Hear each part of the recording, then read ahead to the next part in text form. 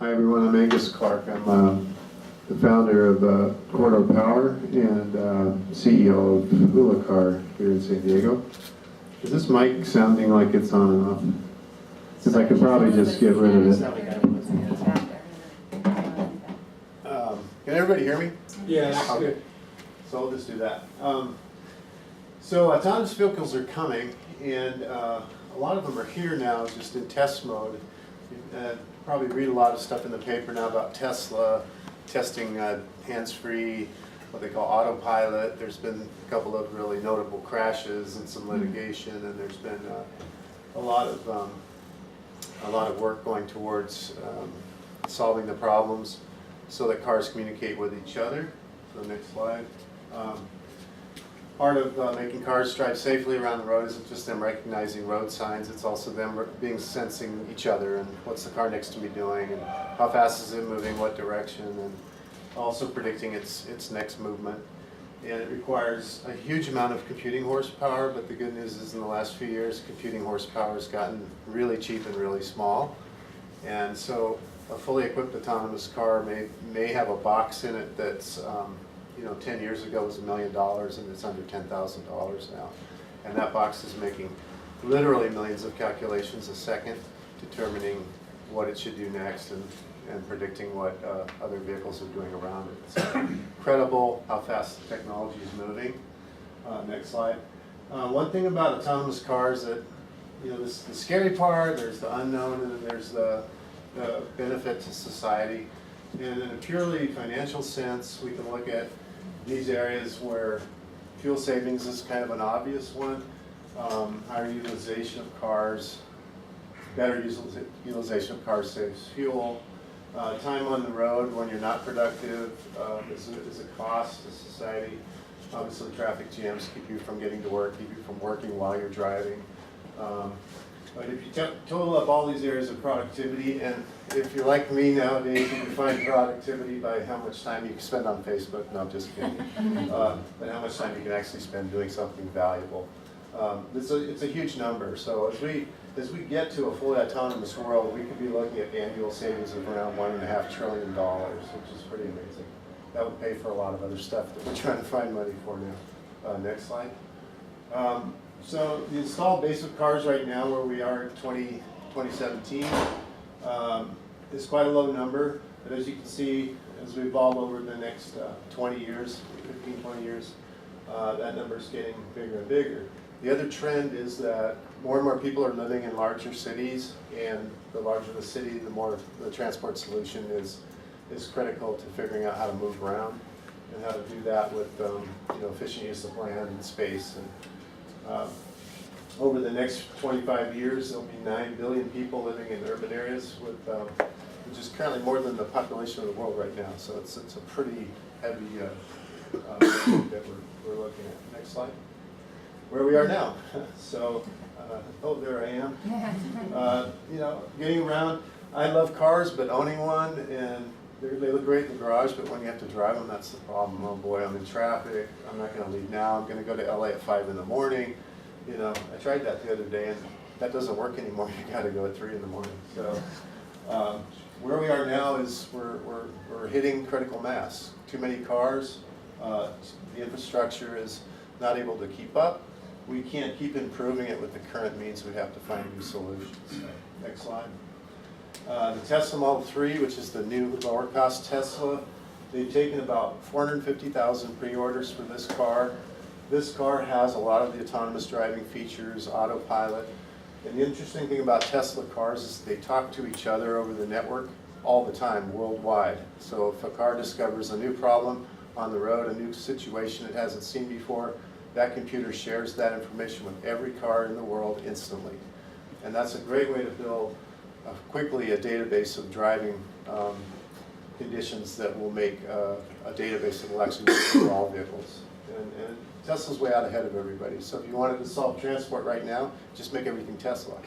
But it's not going to happen that way.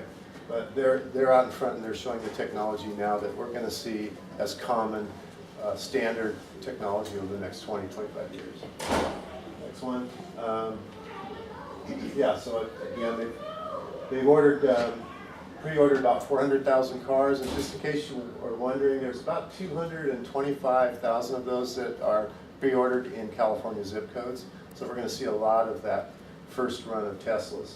Tesla's mega factory in Nevada is spooled up to build, I think, 500,000 cars a year, and then up to 1 million cars a year from that factory in Nevada. I won't get into price, we'll just go to the next slide. So a lot of people, and even including me, sometimes I'm amazed with how fast this technology is moving. But consumers are beginning to get interested in it, and a lot of the car manufacturers have decided that rather than try to sell you a car, what they really want to do is compete with Uber and Lyft and sell mobility.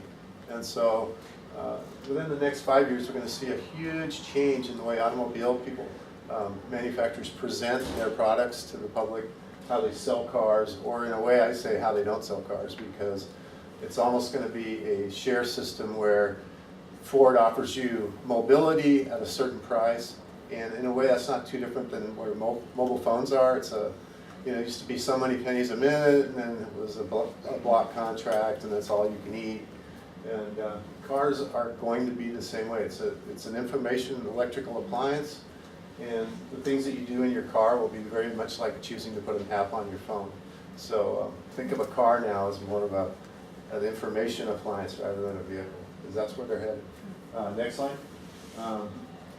So drivers, they've surveyed public. The public is, you know, about half of people said they'd like to see more autonomous features in their cars. And so there's a definite market when about half the people are interested in the new technology. One more. So this a year and a half ago was kind of like just a futurescape thing, 25 years in the future. This vehicle with a different body is actually operating right now, testing in New York. And that's an autonomous, driverless taxi.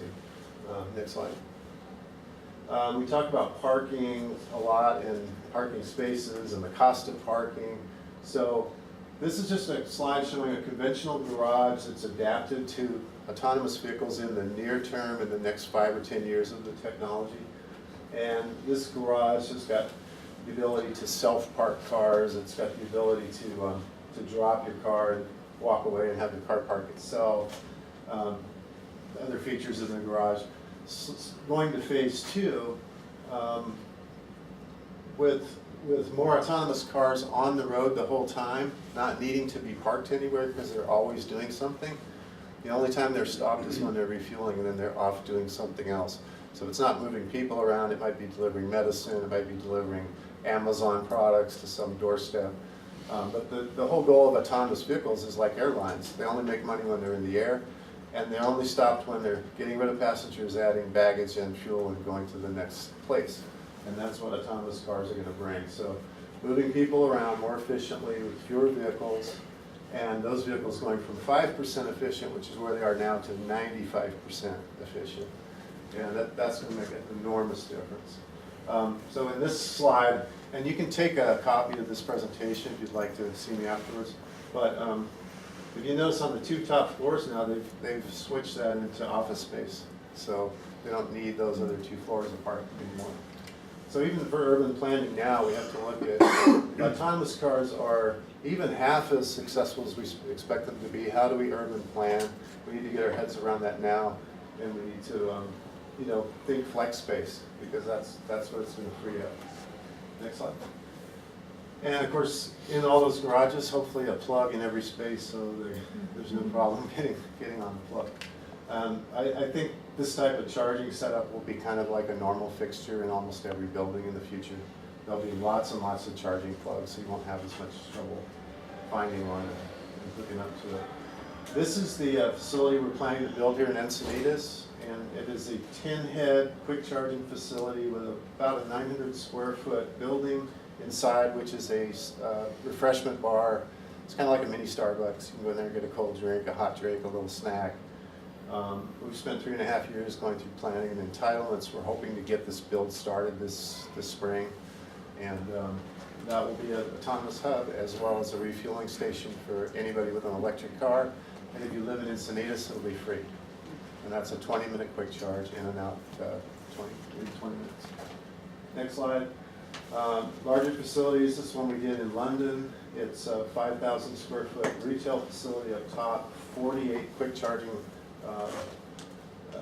connections on the bottom. Same premise, it quick charges the car in about 20 to 30 minutes. And this is designed for fleet use and or public use in central London. Next slide. Same thing, different view. The structure of this is built above the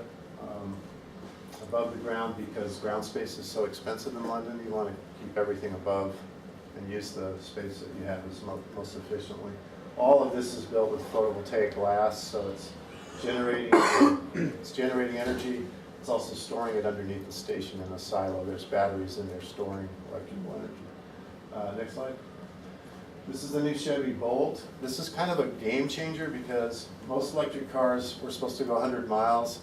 They only went about 80. This one's a 235 mile range electric car for less than, well, for around $30,000. Semi-autonomous features in it. It will have more and more autonomous features as we get into the 18, 19, and 20 year models. And this represents, like I say, a game changer because for most people, we drive an average of about 40 miles a day. That's our normal 1,000 a month, 12,000 a year driving habits. With this car, you just aren't going to have a problem of going to LA and back and have to think about charging. And you know, for the most part, that car will fit 90% of people's needs. And that extra 100 miles is what makes the difference. So that's a 235 mile range Chevy Bolt. Just one car of the year, and it's kind of the shape of things to come. That's a new benchmark for everybody to try to meet. Batteries are getting cheaper, so you'll see cars below this price point with the same range within 2 to 3 years. Next. This is just illustrating how everything on the road, and according to the National Transportation Safety Association, these cars will talk to each other as well as talk to other systems to make sure they're going where they're supposed to go, they're getting to their next stop, but they'll sense every other car around them, they'll sense the traffic lights, they'll sense the street lights, the streetscape, and all the mapping that you see done by Google. All that's integrated so that the car is getting all the data that it can possibly need to operate safely in an urban or high-speed environment. Next. And they do that by having a whole bunch of sensors on the car and a whole bunch of connectivity. So I won't go into all of that right now, but it's radar, LiDAR, lane departures, cameras, side end, front and rear view, and other sensors that just look for anomalies, look for things like pedestrians and warn the car. Bicyclists too. Autonomy's kind of been broken into 4 levels, so we're kind of at level 2 right now, which is the vehicle integrates. You kind of can drive down the freeway with the hands off. That's your Tesla autopilot thing right now. It can sense other cars. It can do collision avoidance. Level 3 is essentially the driver's taking control in the emergency, but the rest of the time the car is doing it on its own. And a lot of OEMs, the Ford, GM, and everybody else has now announced they're going to bypass level 3 completely and go straight to level 4. Level 4 is literally hands off in the car. You don't have to do anything. So it may take a few more years because of that, but they all see level 4 as the holy grail to move people around. So level 3 just is almost like an unnecessary investment. Next slide. And there's kind of the illustration of driving along and having a conversation and doing some work, and the car's taking care of driving the car. We do that in airplanes. We get on airplanes all the time, and 98% of the time that airplane is on autopilot. We don't think twice about it, but in cars, that's the new normal in 5 years. Yeah, next slide. The rise of the drones. Okay, so I was with Starbucks the other day. They're testing drones to deliver coffee. And like, really, a cup at a time? And they're like, well, no, we're thinking more, a basket of 5, order of 5 or something. But the FAA is about to clear airspace for autonomous drones. And right now, the rule is you have to see it to control it. You can't have a non-line of sight. But they're eliminating that because the guidance technology is so good now. They don't really need to have a guy on the ground with one like this.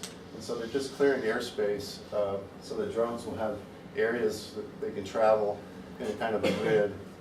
And that is coming. DHL is testing, UPS is testing.